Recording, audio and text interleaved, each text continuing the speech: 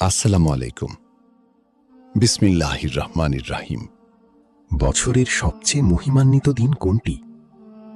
ইসলামের ইতিহাসে এমন একটি দিন আছে যেদিন আকাশের দরজাগুলো খুলে দেওয়া হয় রহমতের জন্য, যেদিন লাখো গুনাহগার বান্দা ফিরে আসে সম্পূর্ণ ক্ষমাপ্রাপ্ত হয়ে, যেদিন আল্লাহ তার বান্দাদের সবচেয়ে বেশি ভালোবাসা ও করুণায় আচ্ছাদিত করেন।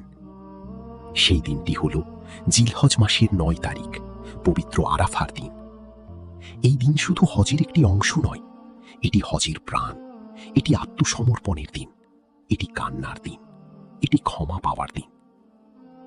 রাসূলুল্লাহ সাল্লাল্লাহু আলাইহি ওয়াসাল্লাম বলেছেন, আল হাজ্জু আরাফা, অর্থাৎ হজই হলো আরাফা। অর্থাৎ কেউ যদি হজের সব আনুষ্ঠানিকতা পালনও করেন কিন্তু নির্ধারিত সময়ে আরাফাতের ময়দানে উপস্থিত হতে না পারেন, তাহলে তার হজ পূর্ণ হবে না। ভাবুন একবার, বিশ্বের কোটি কোটি মুসলিমের হৃদয় এই একটি দিনে এক বিন্দুতে এসে মিলিত হয়। কেউ দাঁড়িয়ে আছেন আরাফাতের উত্তপ্ত ময়দানে, আবার কেউ পৃথিবীর অন্য প্রান্তে বসে চোখের পানি ফেলে দোয়া করছেন। আজকের এই ভিডিওতে আমরা জানব আরাফার দিনের ইতিহাস, এর অসীম ফজিলত, বিদায় হজের ঐতিহাসিক ভাষণ, এই দিনের শ্রেষ্ঠ দোয়া এবং যারা হজে যেতে পারেননি তাদের করণীয় কি। আপনি দেখছেন আলোর পথে। মক্কা নগরী থেকে প্রায় ২০ কিলোমিটার দূরে অবস্থিত বিস্তীর্ণ এই প্রান্তর আরাফাত। কিন্তু কেন এর নাম আরাফা? আরাফা শব্দের অর্থ পরিচয় লাভ করা, চিনতে পারা, উপলব্ধি করা। ইসলামী ঐতিহ্যে একটি প্রসিদ্ধ বর্ণনা রয়েছে। আদি মানব হজরত আদম আলাইহিস সালাম এবং হজরত হাওয়া আলাইহাস সালাম জান্নাত থেকে পৃথিবীতে আলাদা স্থানে অবতরণ করেছিলেন।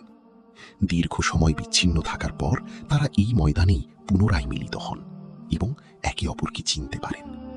আর সেই পরিচয় থেকেই নাম হয় আরাফা। আরেকটি প্রসিদ্ধ বর্ণনায় বলা হয়, হজরত জিব্রাইল আলাইহিস সালাম যখন হজরত ইব্রাহিম আলাইহিস সালামকে হজের নিয়ম শিক্ষা দিচ্ছিলেন, তখন তিনি জিজ্ঞেস করেছিলেন, আরাফতা, অর্থাৎ তুমি কি বুঝতে পেরেছ? ইব্রাহিম আলাইহিস সালাম বলেছিলেন, আরাফতু, অর্থাৎ হ্যাঁ, আমি বুঝেছি। যদিও এসব বর্ণনার কিছু ঐতিহাসিকভাবে নিশ্চিত নয়, তবু ইসলামী ঐতিহ্যে এগুলো সুপরিচিত। কিন্তু আরাফাতের প্রকৃত শিক্ষা আরও গভীর। ১০ম হিজরির জিলহজ মাস।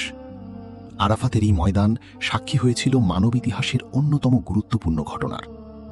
এখানেই মহানবী হজরত মুহাম্মদ সাল্লাল্লাহু আলাইহি ওয়াসাল্লাম তার ঐতিহাসিক বিদায় হজের ভাষণ প্রদান করেছিলেন। ১ লক্ষেরও বেশি সাহাবীর সামনে তিনি ঘোষণা করেছিলেন মানবতার মুক্তির বাণী। তিনি বলেছিলেন, কোনো আরবের উপর অনারবের শ্রেষ্ঠত্ব নেই, আবার কোনো অনারবের উপর আরবেরও শ্রেষ্ঠত্ব নেই। শ্রেষ্ঠত্ব কেবল তাকওয়ায়। তিনি নারীদের অধিকার রক্ষা করতে বলেছেন, সুদ প্রথা বিলুপ্ত ঘোষণা করেছেন, জাহিলি যুগের কুসংস্কার বাতিল করেছেন। এই ভাষণ শুধু মুসলিমদের জন্য নয়, বরং পুরো মানব জাতির জন্য এক চিরন্তন দিক নির্দেশনা।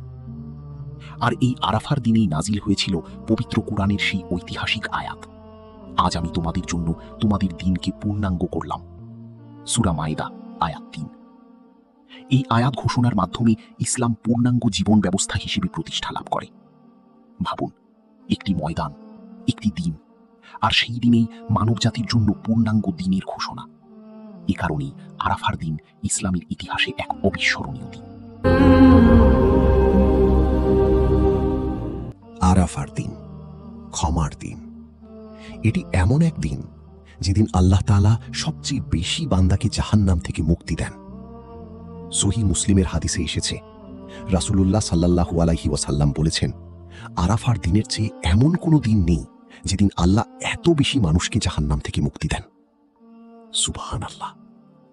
যে মানুষটি হয়তো বছরের পর বছর গুনাহে ডুবেছিল, সেও যদি এই দিনে সত্যিকার তওবা করে, আল্লাহ তাকে ক্ষমা করে দিতে পারেন।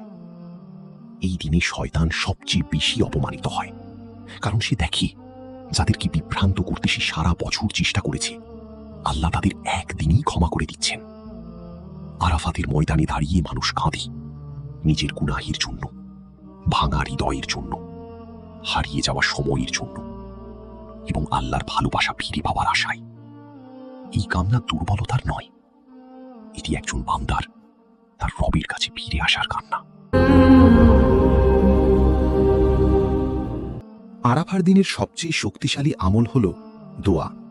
বিশেষ করে জোহর থেকে সূর্যাস্ত পর্যন্ত সময়টি অত্যন্ত ফজিলতপূর্ণ। রাসূলুল্লাহ সাল্লাল্লাহু আলাইহি ওয়াসাল্লাম বলেছেন, সর্বোত্তম দোয়া হল আরাফার দিনের দোয়া। বিদায় হজে নবীজি সাল্লাল্লাহু আলাইহি ওয়াসাল্লাম দীর্ঘ সময় ধরে 2 হাত তুলে দোয়া করেছিলেন। তিনি এত গভীরভাবে আল্লাহর কাছে মিনতি করছিলেন যে তার চাদর কাঁধ থেকে পড়ে যায়। এই দিনের শ্রেষ্ঠ জিকির লা ইলাহা ইল্লাল্লাহু ওয়াহদাহু লা শারীকা লাহু লাহুল মুলকু ওয়া লাহুল হামদু ওয়া হুয়া আলা কুল্লি শাইইন কাদির। অর্থ, আল্লাহ ছাড়া কোনো উপাস্য নেই, তিনি একক, তার কোনো শরিক নেই, রাজত্ব তাঁরই, সমস্ত প্রশংসাও তাঁরই, আর তিনি সবকিছুর ওপর ক্ষমতাবান। এই দিনে দোয়া করুন নিজের জন্য, মা বাবার জন্য, পরিবারের জন্য, পুরো উম্মাহর জন্য, কারণ হয়তো এটাই সেই মুহূর্ত যখন আল্লাহ আপনার জীবনের সবকিছু বদলে দিতে পারেন। সবাই তো আর আরাফাতের ময়দানে পৌঁছাতে পারেন না, কিন্তু আল্লাহর রহমত কখনো সীমাবদ্ধ নয়। যারা হজে যেতে পারেননি তাদের জন্যেও আরাফার দিন বিশাল সুযোগ নিয়ে আসে। এই দিনের সবচেয়ে গুরুত্বপূর্ণ আমল হল আরাফার রোজা। সহিহ মুসলিমের হাদিসে এসেছে, রাসূলুল্লাহ সাল্লাল্লাহু আলাইহি ওয়াসাল্লাম বলেছেন, আমি আল্লাহর কাছে আশা করি আরাফার দিনের রোজা বিগত 1 বছর এবং আগত 1 বছরের গুনাহের কাফফারা হবে। তবে মনে রাখতে হবে, এটি ছোট গুনাহের জন্য, বড় গুনাহ থেকে তওবা করা জরুরি। এই দিনে আরও যেসব আমল করা উচিত, বেশি বেশি ইস্তিগফার, কোরআন তিলাওয়াত, দরুদ শরীফ, দান সদকা এবং দীর্ঘ দোয়া। হয়তো আপনি আজ মক্কায় নেই, কিন্তু আপনার দোয়া আসমানের দরজায় পৌঁছে যেতে পারে, কারণ আল্লাহ দূরত্ব দেখেন না, তিনি দেখেন হৃদয়ের আন্তরিকতা। সূর্য ডুবে যাচ্ছে, সমাপ্ত হচ্ছে আরাফার সেই মহিমান্বিত দিন। কিন্তু একজন মুমিনের হৃদয়ে এই দিনের শিক্ষা কখনো শেষ হয় না। আরাফা আমাদের শেখায় অহংকার ভেঙে ফেলতে, গুনাহ স্বীকার করতে, চোখের পানি ফেলতে এবং আল্লাহর দিকে ফিরে আসতে। হয়তো আমরা সবাই আজ আরাফাতের ময়দানে নেই, কিন্তু আমরা সবাই আল্লাহর রহমতের মুখাপেক্ষী। তাই আসুন এই পবিত্র দিনটিকে হেলায় হারিয়ে না ফেলি, হৃদয় খুলে দোয়া করি, ক্ষমা চাই, তওবা করি আর আল্লাহর কাছে ফিরে আসি। হে আল্লাহ, আমাদের সবাইকে আরাফার দিনের পূর্ণ বরকত দান করুন, আমাদের গুনাহসমূহ ক্ষমা করুন, আমাদের অন্তরকে পবিত্র করুন এবং আমাদের বারবার আপনার ঘর ও আরাফাতের ময়দানে উপস্থিত হওয়ার তৌফিক দিন। আমিন ইয়া রাব্বাল আলামিন।